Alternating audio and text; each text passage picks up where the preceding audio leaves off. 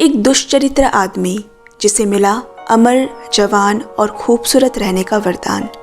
उसके पास एक ऐसी पेंटिंग है जिसमें धीरे धीरे उसके अंदर की बदसूरती नजर आने लगती है। Hello movie star family, welcome back.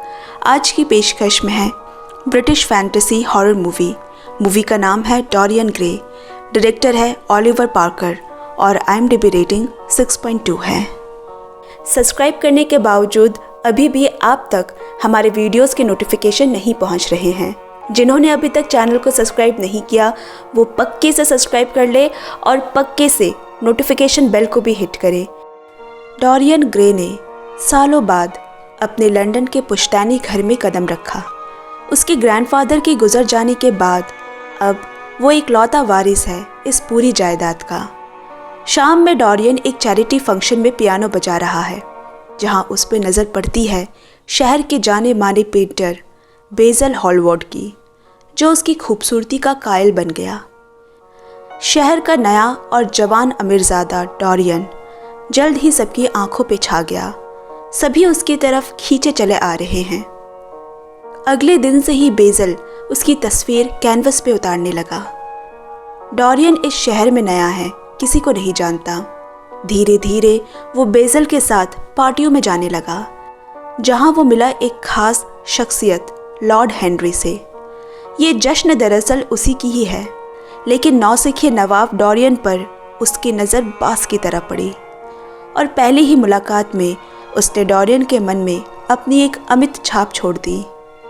उस दिन डोरियन ने पहली बार सिगरेट को हाथ लगाया और ये तो बस एक शुरुआत है।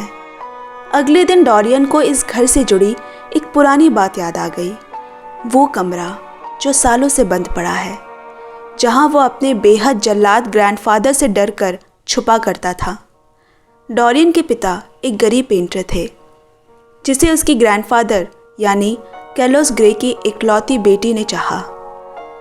मगर डोरियन के पैदा होने के बाद भी कैलोस ने उन्हें माफ़ नहीं किया। कैलोस की बेटी बच्चे को जन्म देने के साथ ही चल बसी और बाप लापता हो गया। बचपन रिश्तेदारों के पास गुजारने के बाद डोरियन अब लौटा है, जब कैलोस ग्रे मर चुका है। खैर, अगली सुबह को डोरियन एक पायदान पे खड़ा है। बेज़ल कैनवस पे रंगों का तालमेल बिठाने में मशरूफ़ है और सामने बैठा है हेनरी। उसके बाद हेनरी उन दोनों को एक ऐसी जगह ले गया जहाँ जाना मना है, एक ऐसी गली जहाँ इज्जत, इंसानियत सब बिकता है। बेज़ल को वो जगह ठीक नहीं लगी, मगर डोरियन की आंखें चौंधिया गई। वो चारों तरफ घूर घूर कर देख रहा है। हेनरी ने कहा, आनंद लेने में कैसी शर्म। इंसान को वो हमेशा करना चाहिए जिससे वो खुद को करने से रोकता है, नहीं तो उसे पता कैसे चलेगा कि उसके लिए क्या सही है। वहीं डोरियन की नज़र पड़ी एक खूबसूरत लड़की पे। डोरियन नज़र चुराने लगा, जिस पे हेनरी ने कहा, जिंदगी चुने हुए मौक़ों से बनती है, खोए हुए से नहीं। अनुभव शून्य डोरियन उसकी बात से प्रभावित होने लगा। इतने अरसे बाद जब जिंदगी उसे मौका दे रही है, शोहरत दे रही है, परम आनंद दे रही है, तो वो मना क्यों करे भला। वो बस हेनरी के पीछे पीछे चलना चाहता है और हेनरी ने उसे अपने पंखों के नीचे ले लिया। बेज़ल ने वाकई में अपने कार्यकाल की सबसे बेजोड़ चित्र बनाई है, और वो इसीलिए भी क्योंकि डोरियन उसे बेहद पसंद आने लगा है। पेंटिंग देखकर हेनरी ने कहा, बस एक यही दुख है कि ये पेंटिंग हमेशा जवान रहेगी और तुम नहीं। डोरियन अपने ख्यालों में डूबा उस पेंटिंग की तरफ देख रहा है। वो बोला, काश इसी तरह हमेशा जवान रहने के लिए तो मैं अपनी आत्मा तक को बेच दूँ। हेनरी ने एक महकते गुलाब की पंखुड़ी जलाते हुए पूछा, क्या वाकई में? डोरियन बोला, बेशक। इस बार शाम को डोरियन के घर जश्न रखी गई और आकर्षण का केंद्र है वो पेंटिंग, जो ठीक उसके ग्रैंडफादर कैलोस ग्रे के सामने टंगी हुई है, जैसे वो उसे चुनौती दे रहा हो। अगले दिन अपनी नई नई शराब की लगी लत की प्यास बुझाने डोरियन उन्हीं गलियों में गया और वहाँ उसे वही अदाकारा दिखी जिसे उसने कुछ शाम पहले देखा था। बैक स्टेज जाकर डोरियन उससे मिला। उसका नाम सिबिल वाने है। छोटी सी मुलाकात लंबी मुलाकातों में बदल गई। जल्दी घर आना जाना भी शुरू हो गया और रात एक छत के नीचे कटने लगी।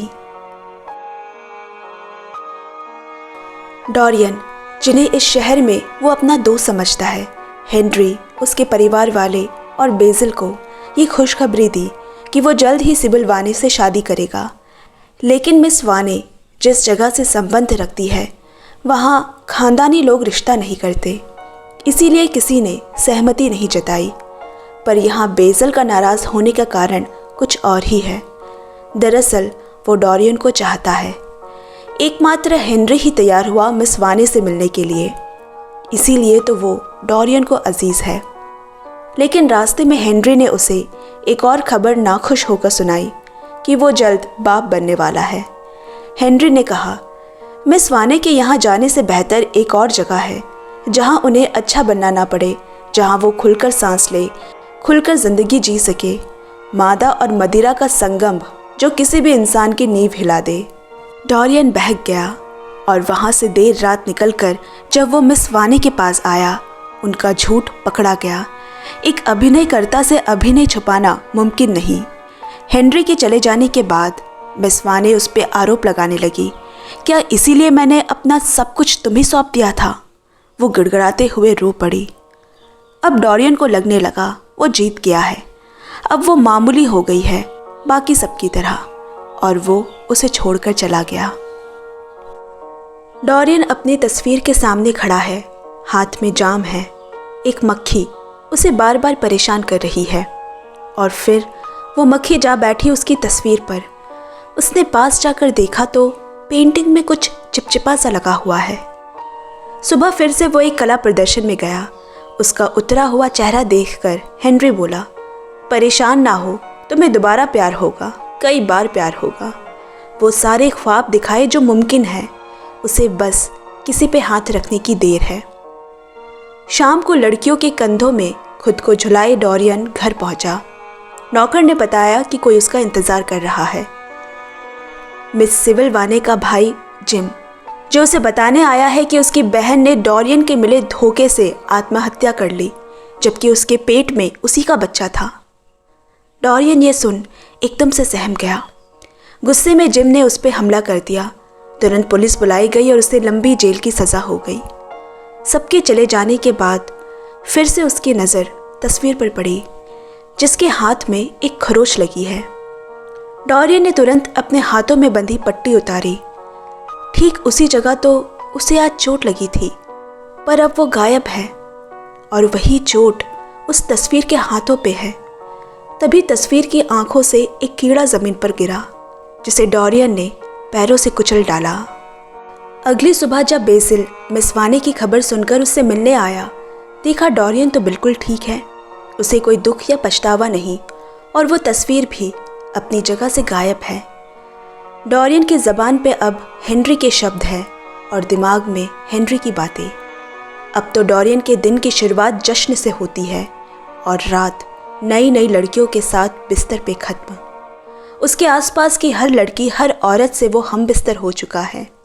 उसे ना उम्र का लिहाज रहा, ना रिश्तों का, और ना ही आदमी औरत का। और हेनरी उसे उकसाकर बस दूर से खड़ा होकर देखता रहता। ऊपर बंद कमरे में वो तस्वीर धीरे धीरे अपने असली रंग में ढलती जा रही है, डोरियन के असली रंग में।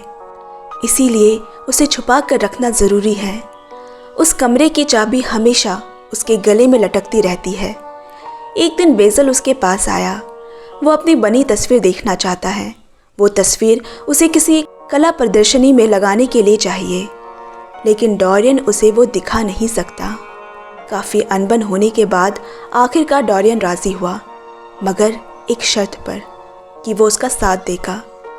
जब बेज़िल की नज़र तस्वीर पर पड़ी, वो दंग रह गया। ये क्या चीज़ है उसके सामने? डोरियन ने कहा, ये तुम्हारा एक अनमोल तोहफ़ा है मुझे। मैं खुदा बन गया हूँ। मैं हमेशा ऐसा ही रहूँगा, कभी बूढ़ा और बेजान नहीं होऊंगा। बेज़िल ने कहा, पर यह गलत है। हमें किसी चर्च के पादरी या ऐसे किसी से मदद लेनी होगी। डोरियन ने पहले ही उसे आगाह किया था कि उसे उसका साथ देना होगा और ऐसा ना होने पे डोरियन ने उसे मारकर उसके शरीर के टुकड़े कर पानी में बहा दिए। कुछ दिनों बाद लाश बरामद होने पे बड़ी शराफत से उसके जनाजे में शामिल हो गया। शायद उसे खुद भी नहीं पता कि वो क्या बनता जा रहा है। अब डोरियन थोड़े समय के लिए इस शहर से छुटकारा चाहता है क्योंकि पुलिस बेज़ल के कातिल की तलाश में है। वो हेनरी को भी साथ चलने को कहता है, मगर हेनरी खुद अब इस डोरियन से डरने लगा है। असल में डोरियन उसके लिए वो शख्स है जो हेनरी खुद अंदर अपने दिमाग में सोचता है, लेकिन वो इस शख्सियत को कभी बाहर नहीं ला सका। डोरियन अकेला ही चला गया। कुछ साल उसने हेनरी को चिट्ठी लिखी जिनमें वो अजीब अजीब बातें बताता। डोरियन अपनी हदें कब की पार कर चुका है, मगर उम्र हो रही हेनरी को उसकी बड़ी हो रही बेटी की चिंता सताती। उसने जो किया है उसे एक न एक दिन भुगतना तो पड़ेगा ही। 21 साल बाद डोरियन ग्रे वापस अपने शहर आया, हूबहू वैसा ही दिखने में जैसा वो शहर छोड़कर गया था। एक दिन भी उसकी उम्र नहीं बढ़ी। जश्न में सब उसे देखकर चौंक गए और ईर्ष्या भरी नज़रों से देखने लगे। हेनरी भी वहीं मौजूद है। शाम को साथ बैठे हुए हेनरी ने पूछा, इतने सालों बाद वापस आने की वजह? डोरियन बोला, अब मैं थक चुका हूँ, उब चुका हूँ। आखिरकार उससे हेनरी ने पूछ ही लिया, तुम्हारी उम्र का राज क्या है? जिस पे डोरियन ने कहा, अगर मैंने बता दिया तो तुम्हें मरना होगा। डोरियन अक्सर उन पुरानी गलियों में रात के साए में घूमने जाता जहाँ लाचारी और बेबसी पसरी हुई है। उसे अच्छा लगता है उन लोगों को देखकर, क्योंकि वो भी तो उनमें से एक है, बिल्कुल लाचार और बेबस। एक दिन वो सिबिल वानी की कब्र पर गया उससे माफ़ी मांगने, क्योंकि उसे अब डर लगने लगा है। वही सिबिल वानी का भाई जिम जेल से छूटकर कब से उसके इंतज़ार में था। डोरियन को देखकर उसने उस पर हमला कर दिया, मगर वो किसी तरह से भागने में कामयाब रहा। इस बार पार्टी में डोरियन हेनरी की बेटी एमिली से मिला, जिसे लेकर पहले से ही हेनरी के मन में डर है। इंसान जो बोता है वही पाता है। एमिली खुद डोरियन की तरफ खींची चले जाने लगी। एमिली एक जिज्ञासु लड़की है और डोरियन उसे एक राज लगता है, एक अनकहा अनसुना राज। शहर वापस लौटते ही डोरियन को हर जगह अपने किए हुए पाप याद आ जाते।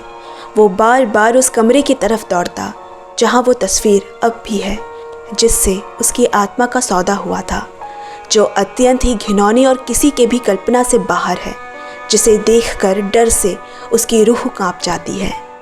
वो अपने पापों से छुटकारा पाने चर्च गया, मगर वो मदद से कोसों दूर है। उसी रात जिम ने उस पर दोबारा हमला किया, मगर ट्रेन की पटरी के नीचे आकर मारा गया।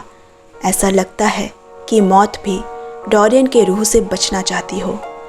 देर रात भीगते हुए वो हेनरी के घर एमिली से मिलने पहुंचा, क्योंकि उसके पास अब कोई नहीं है। वो किसी को अपनी जलन, डर और घुटन बताना चाहता है, पर कुछ बताने से पहले ही बेहोश हो गया। अगले दिन हेनरी उसे अपने घर में देख बहुत नाराज़ हुआ। उसने उसे अपनी बेटी से दूर रहने को कहा। डोरियन ने एमिली से कहा कि वो उसके साथ एक नई शुरुआत करना चाहता है, कहीं दूर जाकर। बूढ़ा हेनरी उसे कैसे रोक सकेगा? उसे समझ नहीं आ रहा है कि वो ऐसा क्या करे। उसने डोरियन की तहकीकात शुरू कर दी। उसके पुराने नौकर से उस कमरे का पता चला और उसने उसकी एक नकली चाबी बनवाई। हो ना हो सारे राज उसी कमरे में दफन है। उनके जाने से पहले हेनरी ने एक दावत रखी। पार्टी के बीच में ही गायब हेनरी डोरियन के घर की तरफ निकल पड़ा। हेनरी को पार्टी में ना देख डोरियन को शक हुआ। वो भी अपने घर की तरफ भागा और पीछे पीछे वहाँ पहुँच गया। हेनरी को अपनी आंखों पे यकीन नहीं हो रहा। सामने किसी इंसान की तो तस्वीर नहीं है। दोनों में हाथापाई शुरू हो गई। डोरियन ने कहा, मैं वो बन चुका हूँ जो तुम में कभी बनने की हिम्मत नहीं थी। तुमने मुझे ऐसा बनाया है, लेकिन क्या वाकई में पूरी गलती हेनरी की है? वो बेसिल जैसा क्यों नहीं बना? हेनरी को ही क्यों चुना? डोरियन उसे मारने ही वाला था कि तभी नीचे से एमिली की आवाज़ आई। इसी मौके में हेनरी ने खुद को छुड़ाकर तस्वीर को आग लगा दी। भयानक गर्जन के साथ डोरियन की तस्वीर जलने लगी। हेनरी ने बाहर से कमरे में ताला लगा दिया। तभी एमिली ऊपर आ गई और डोरियन को आवाज़ देने लगी। डोरियन ने उसे एक बार देखा और फिर हाथ छुड़ाकर अंदर चला गया। आज शायद वो मुक्त हो जाए। डोरियन उस जलती तस्वीर में बदलने लगा जो वो वाकई में था। पूरे उस रूप में आ गया और जलकर राख में तब्दील हो गया। उस हादसे के बाद एमिली अपने पिता हेनरी से दूर हो गई। अकेला हेनरी एक कमरे में गया। वहाँ अब भी डोरियन की वही तस्वीर पड़ी है, हूबहू वैसी जैसे बेसिल ने बनाई थी। डोरियन का शरीर तो खत्म हो गया मगर रूह अब भी उसमें कैद है। संगति ही हमारी नियति निर्धारित करती है। एक बार बुरी संगत की लत लग गई तो फिर किसी दुश्मन की ज़रूरत नहीं। दोस्तों, आज की एक्सप्लेनेशन आपको कैसी लगी कमेंट में ज़रूर शेयर करें और चैनल को भी पक्का सब्सक्राइब कर ले। आपसे जल्द मिलते हैं अगले वीडियो में। Bye bye, love you and take care friends.